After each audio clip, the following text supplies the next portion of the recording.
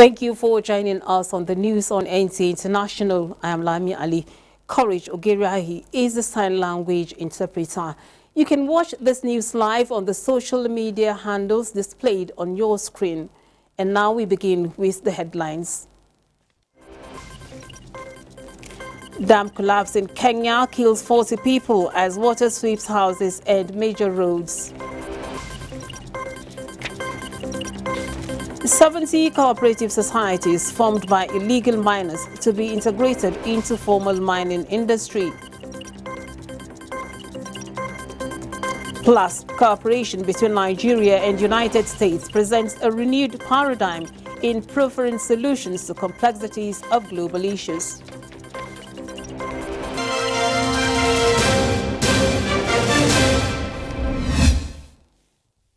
And we begin from Togo, where voters there have gone out to cast their ballots in the legislative and regional elections in the capital, Lomé. The elections follow a controversial constitutional reform that opponents say will allow President Faure Gnassingbé to extend his family's decades-long grip on power. Comfort Fashion completes the report. The ballot comes after lawmakers approved the reform, creating a new prime minister style, which post-opponents believed is tailored for Gnassingbé to avoid presidential term limits and stay in office. Gnassingbé's Union for the Republic, also known as UNIR Party, already dominated the parliament, and observers believe that if the ruling party wins, he can assume the new post. In power for nearly 20 years, Gnassingbé succeeded his father, Gnassingbé Eyadema, who ruled for almost 4 decades himself in the small coastal West African state wedged between Benin and Ghana. Election observers said early turnout at polling stations in the capital was slow, but the streets were calm. Monday's vote will elect 113 lawmakers and also for the first time 179 regional deputies from the country's 5 districts, who along with municipal councillors will elect a newly created Senate. For Gnassingbé's ruling UNIR Party, this makes Togo more representative, but opposition parties have mobilized supporters to vote against what they say is an institutional coup. 57-year Gnassingbé has already won 4 elections, all contested by the opposition as flawed. He will be running one more time as president in 2025 under the previous constitution. Jean-Pierre Fabre, leader of the main opposition party, National Alliance for Change, was optimistic after voting that they had a good electoral campaign and they denounced the flaws of the system. With a population of nearly 9 million, more than half under the age of 25, Togo's economy is mainly agrarian, but Lomé has one of the busiest deep-sea ports in West Africa, helping Togo weather the fallout of the Ukraine war and the pandemic. Results of the ballots are expected to be released within 6 days. Comfort Fashion, NTA News. The Independent National Electoral Commission, INEC, is appealing to Nigerians to develop trust in the electoral process towards the attainment of the much-needed integrity of the entire system. This was at a reflection roundtable 1 year after the 2023 general elections held in Abuja. Timothy Yusuf has the story. Report presentation entitled Electoral Trust Restored, Nigeria's Electoral Process, 1 year after the 2023 general election. The year 2023, memorable in the nation's democracy, as 7th consecutive general elections was held. Additional off-cycle elections and key courts rulings on electoral disputes are areas of focus here. Despite some advancements, notably in voter biometric accreditation and a new legal framework, the elections some observers reviewed had gaps that needed to be filled. It is for this reason Satyaga Africa convened this roundtable to review the state of Nigeria's electoral process a year after the 2023 general election. What exactly do we need to do? Beyond what we have done before, what are those things that we need to put on the table to help us have a better elections? How do we engage the government of the day? The conversations here also aimed to foster discussion among key stakeholders from INEC, political parties, security agencies, civil society and media to propose enhancements for the electoral process and contribute to enduring electoral policy reforms. Every time the Election Commission puts on the ground regulations and guidelines in order to address issues of electoral integrity, political actors are not looking at how to abide by these regulations. They are looking at how to subvert these regulations. Though the 2023 general election was better than the previous election, it also had its lapses that required and demand urgent electoral reform to address ahead of the 2027 general election. The National Assembly is committed to delivering a reformed and improved electoral legal framework within a acceptable record time. Participants are hopeful that resolutions from this meeting will bring forward an enhanced quality of future elections, maybe from the forthcoming Edo and Ondo off-season governorship elections. Timothy Yusuf, NTA News. The cooperation between Nigeria and the United States presents a renewed paradigm in preferring solutions to the complexities of various global issues posed by insecurity, climate change, and humanitarian crisis, among others. The representatives of the Minister of Foreign Affairs, Yusuf Tuga, who declared open the 6th Nigeria-US Binational Commission in Abuja, expects an inclusive approach to addressing some of the complexities and barriers impeding agreements between the two economies to achieve progress. Garba Nata'ala reports. Aside from having such a platform of mutual interest and shared commitment between Nigeria and the United States, as well as deepening cooperation in economic and trade relations, the bilateral ties continue to serve as a viable mechanism for sustainable solutions for Nigeria in addressing complex issues in the area of security and counterterrorism, multilateral reforms, healthcare, fight against corruption, humanitarian assistance, governance, and many more.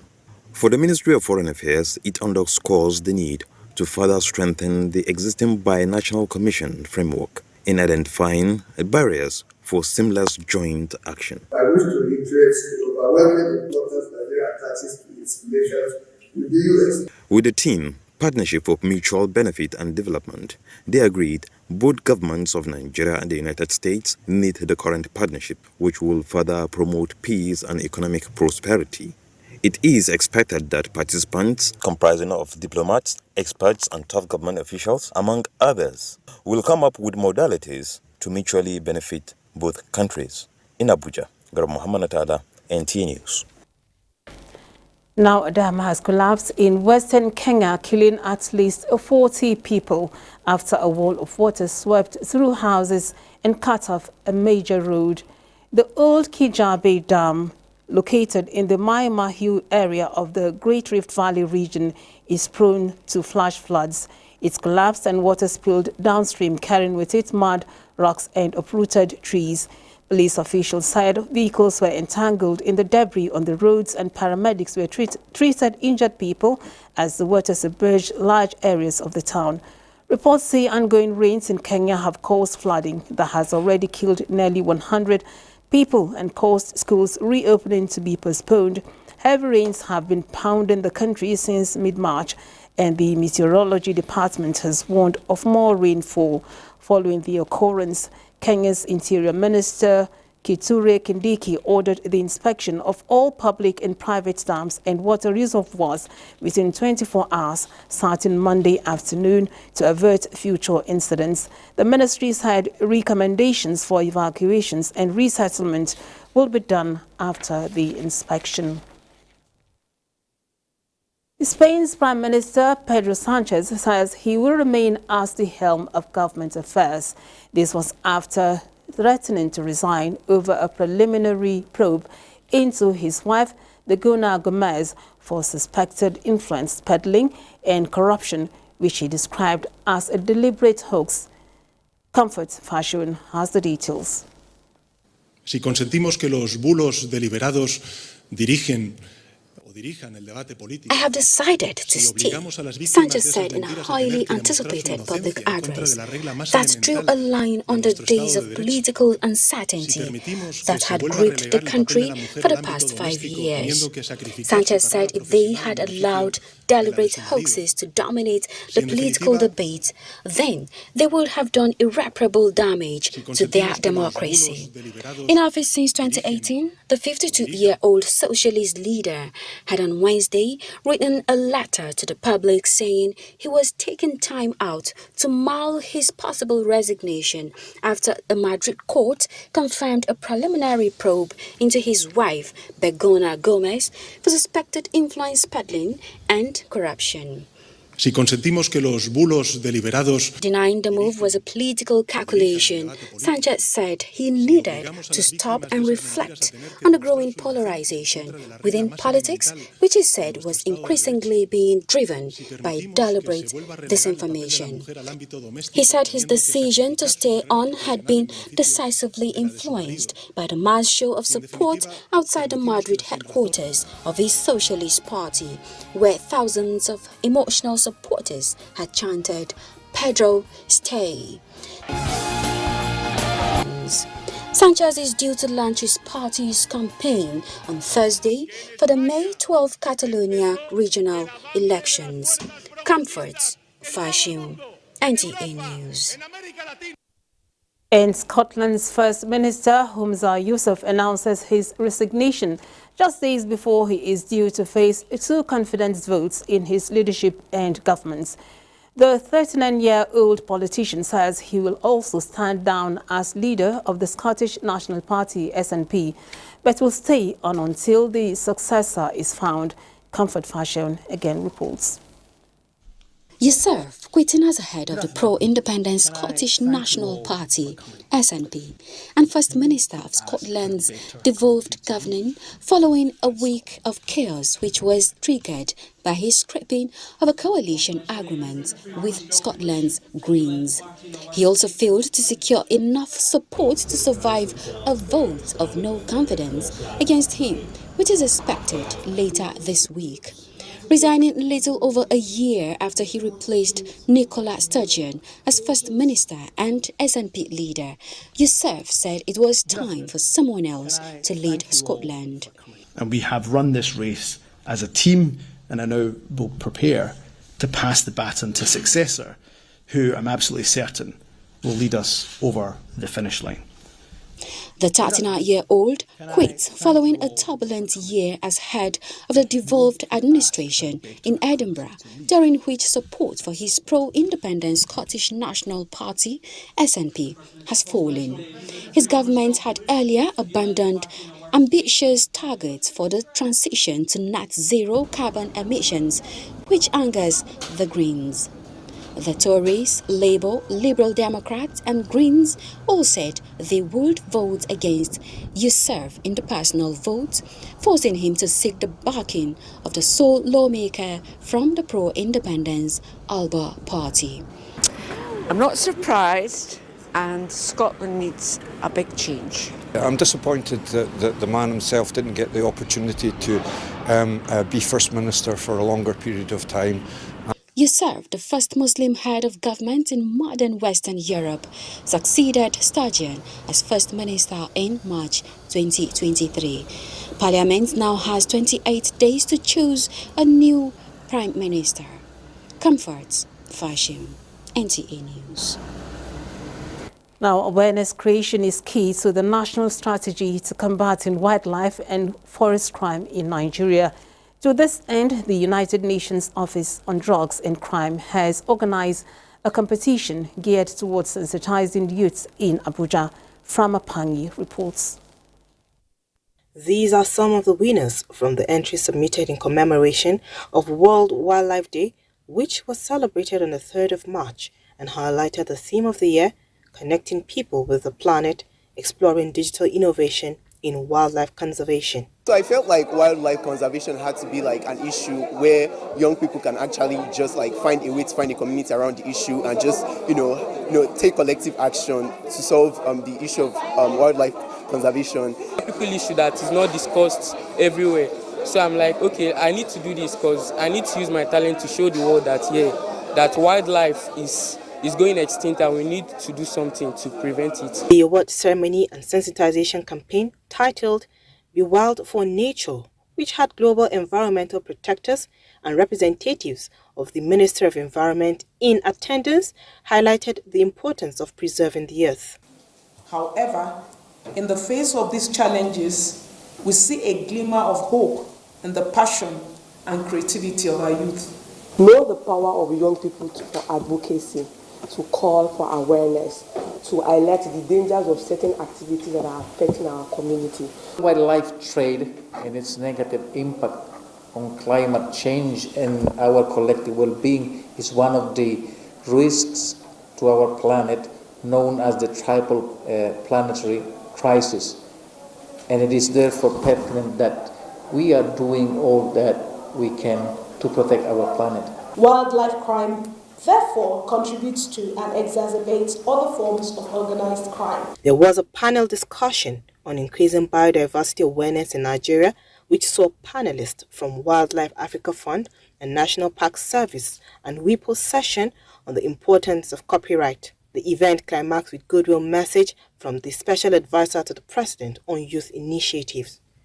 Frama Panyi, NTA News. You're watching the news on NTA International, reaching you from Abuja. Time now for a short break. Do stay tuned. Thank you for staying. Nigeria is set to harness the potential of its youthful population to transform into a global digital economy powerhouse, with plans to become a global hub for outsourcing talents. Vice President Kashim Shettima expressed the federal government's confidence at the meeting of African heads of state and governments on the 21st replenishment of the International Development Association in Nairobi, Kenya. Vice President Shettima informed other African leaders of the reforms implemented by the Tinubu administration to curb illicit activities and currency manipulation that had long hindered the nation's progress.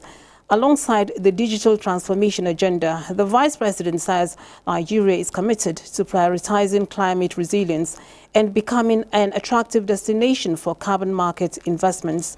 President of Kenya, William Ruto, said the summit was urgent because it was convened at a critical juncture facing a convergence of global crises, which included escalating geopolitical tensions that challenge international unity, deepening development and debt crisis that threatens economic stability, and urgent climate emergency that demands immediate and collective action.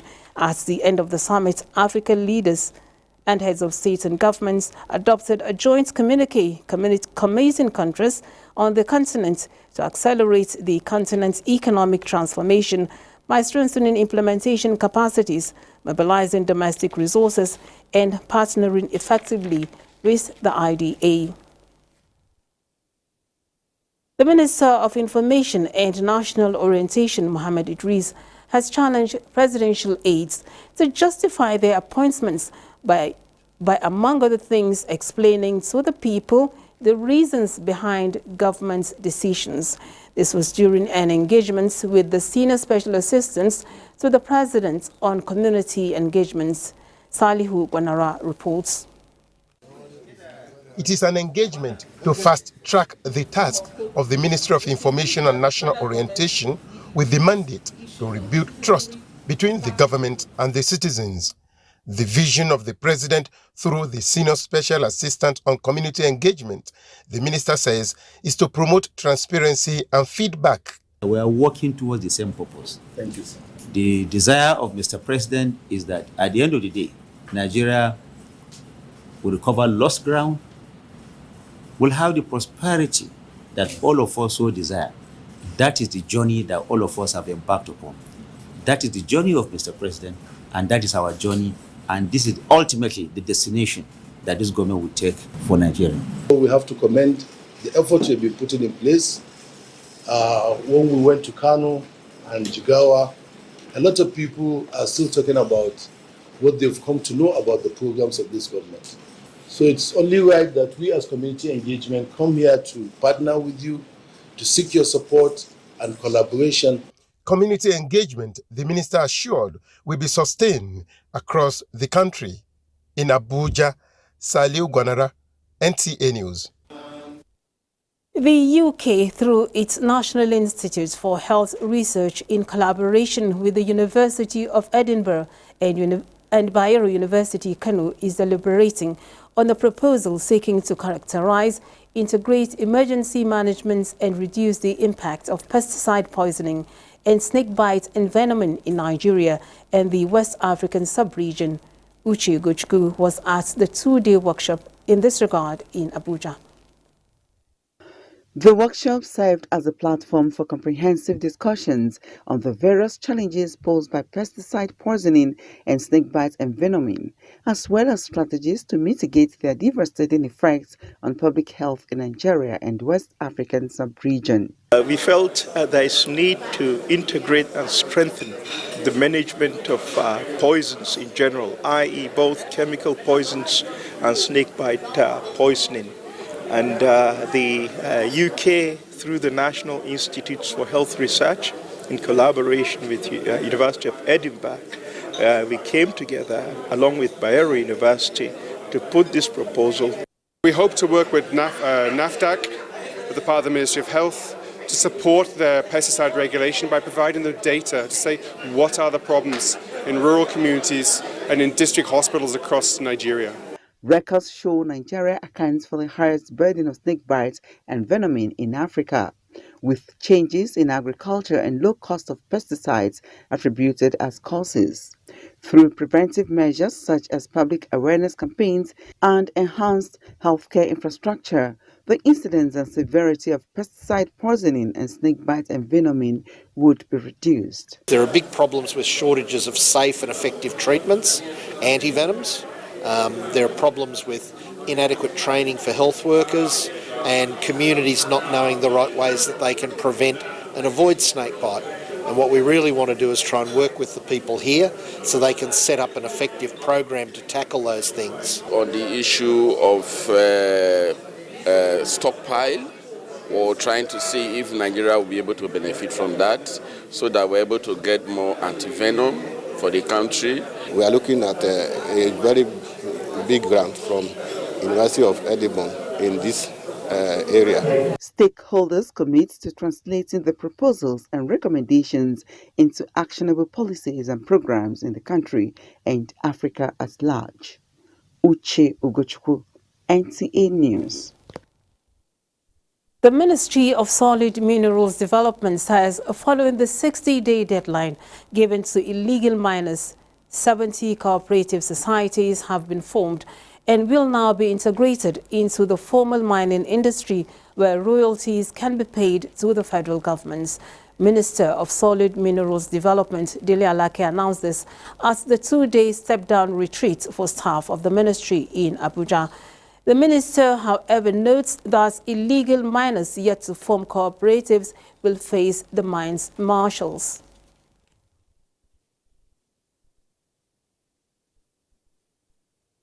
We are still employing the persuasive method because some of them are still, some will have some logistics problems of bringing their members together. And we've said that they should come to us if there's anything the ministry can do to, fast track their own process of forming these cooperatives. And they are really doing that. So it's open-ended. However, those who now refuse to toe that line of reasoning, or reason, then we have the kinetic approach, the coercive approach of security. We unleash the security agents on them. And we have been doing that as well. Only last week, the mines marshal that we established, they arrested some people in Abuja here. They arrested some people in Nasarawa. So I've asked them to compile all the details so that we'll push this out to the media so that others will learn that, illegality does not pay. And here's a check on Tuesday's weather forecast in Nigeria and other parts of the world.